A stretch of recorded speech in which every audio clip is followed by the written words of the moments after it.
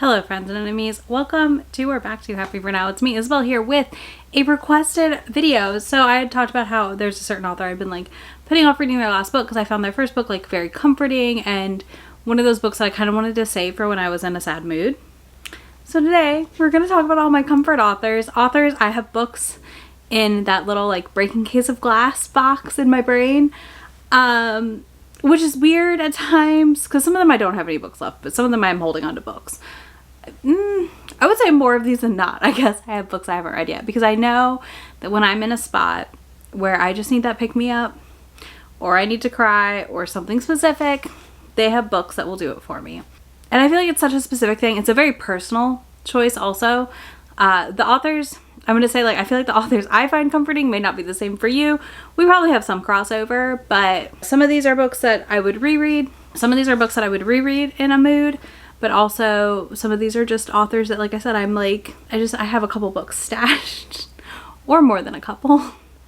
So yeah, I'm excited for this one. I think this is a really fun request, and I think I've done one of these before, like Breaking Case of Emergency, but this list is updated and different. Maybe some same, but either way, unless you've been here a long time, this is probably pretty fresh for you. So let's talk about it. First up, I think my immediate break glass in case of emergency author is Sarah McLean. I adore Sarah. I am biased to Sarah. I have had lunch with Sarah.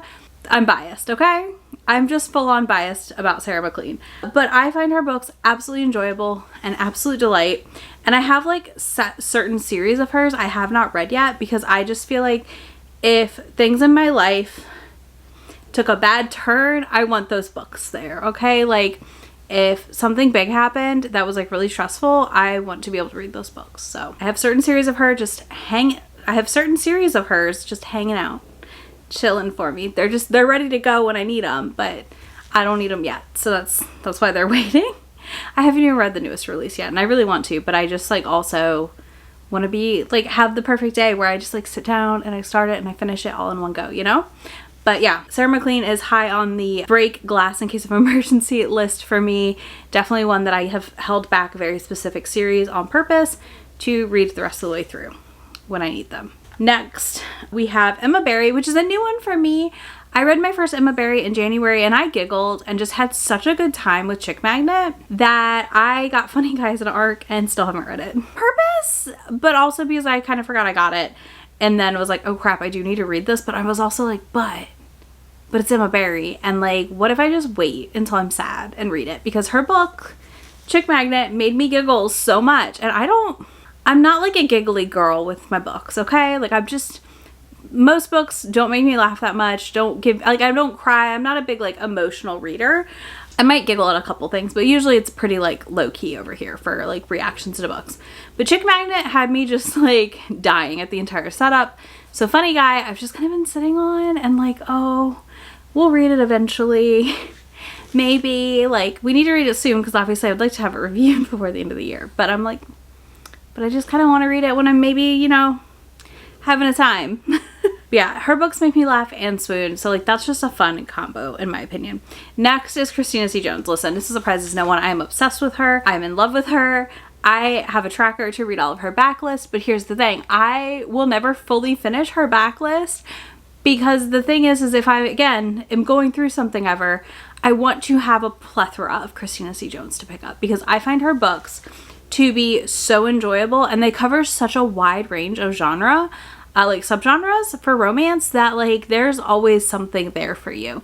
Like I haven't read the Christmas novella for the Wright brothers because I don't want to be done with them yet. I can't say goodbye and I need that there when I need that book, you know? Like it has to be available to me when I need it. So I can't read it now. Then we have Mia Hopkins who, listen, okay, so I'd read Trashed and Thirsty and Trashed. And then finally we got like a date for Tanked. And I was like, I'm gonna read it. I got an arc of it and I didn't read this book because I was like, I cannot say goodbye to the East Side Brewery yet. I cannot say goodbye to Mia Hopkins yet. Not that like her writing career's over or done, but like when we got Tanked, we didn't really have much. And now I know there's like two Christmas anthologies, two Christmas anthologies that focus on Filipino Christmases. and stuff. And I was like, oh, okay, well, there's more to read from you. So now I feel like I can read Tanked, and I can just go to those anthologies when I need a Mia Hopkins hit, because I don't know when we're getting our next book. I have no idea. But like, I adore her writing. I connected so much with the East Side Brewery books. I just like could cry every time. I could reread them all the time. Like, I love those books. In fact, I might reread them soon. But she is 100% one that I would reread that trilogy and like just keep rereading the same books, because they're just so good. They're so fun. They feel so real life in a way also that I deeply, deeply appreciated. Then we have my queen, my favorite, who lives right here, Christina Cole.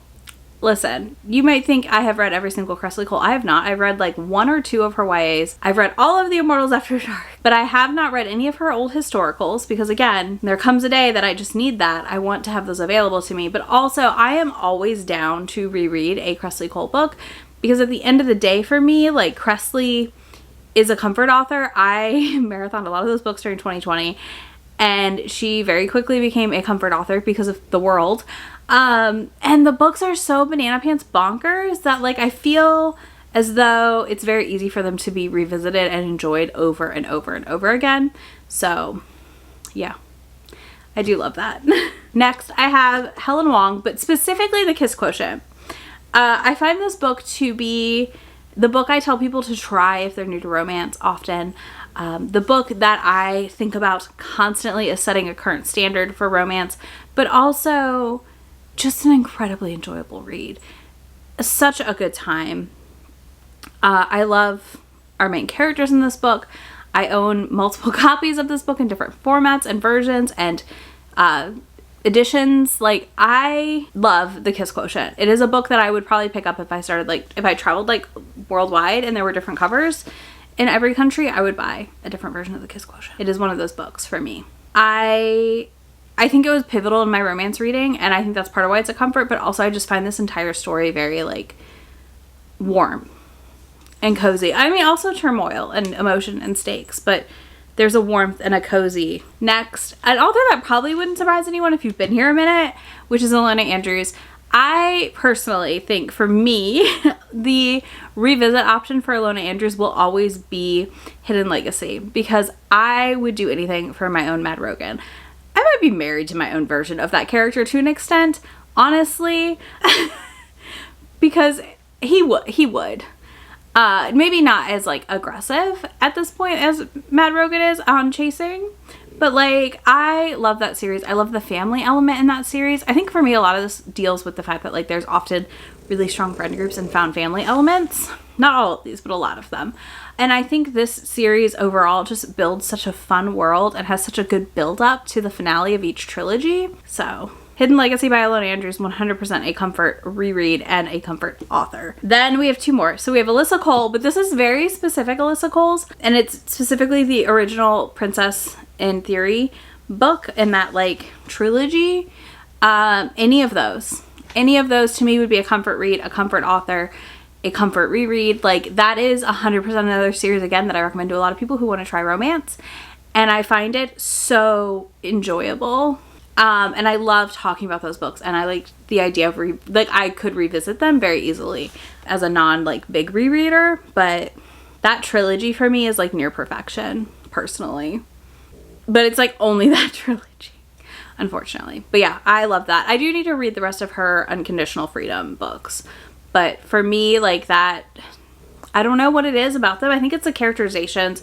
I think it's the world building. I think it's just the romances in them feel so warm. And I think that's, like, a big thing for me with my rereads. Often these books, to me, the romances feel warm. They make me feel like joy and spoony versus just like, this is bonkers, this is banana pants. And last but not least is Talia Hibbert, whose backlist I've slowly been working through, but I'm not caught up on yet because I don't again, like Christina C Jones, I kind of don't want to be. And she's re-releasing a lot of them, so I'm kind of enjoying picking up the new ones as she re-releases and recovers them and does some reworking. I think that's a really good idea. I think it's smart for her.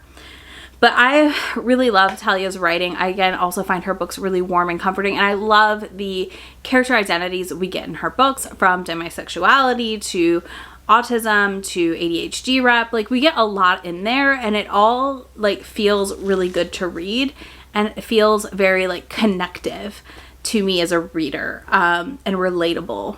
Like, it's a lot of nerds in love, and I am, if nothing else, a nerd. So I can't deny a nerd in love situation.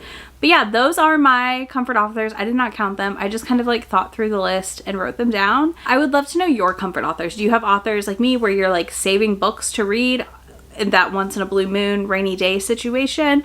Are you like devouring entire backlists and living like free and knowing whenever the next release comes, I'll read that? Because I don't know if I can live that way with some of these authors. Cressley was a hard one for me to give up, but I would love to know down below how you feel about this. Who are yours? And if you don't want to do that, you can leave me a sad face emoji because I feel like this video is sad. It's not actually sad, but like that's kind of what these books are. The books I would read when I'm sad and I want to pick me up. So let me know down below yours. Leave that emoji, and I'll have links to all these authors, my favorite books from them or something for you down below, as well as links to my friend anywhere on the internet.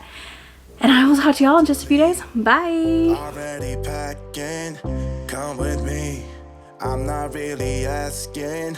We'll get away to a place where we don't know. About to see the world in action, what we can be. Life with no distractions. We'll get away. This is what we waited.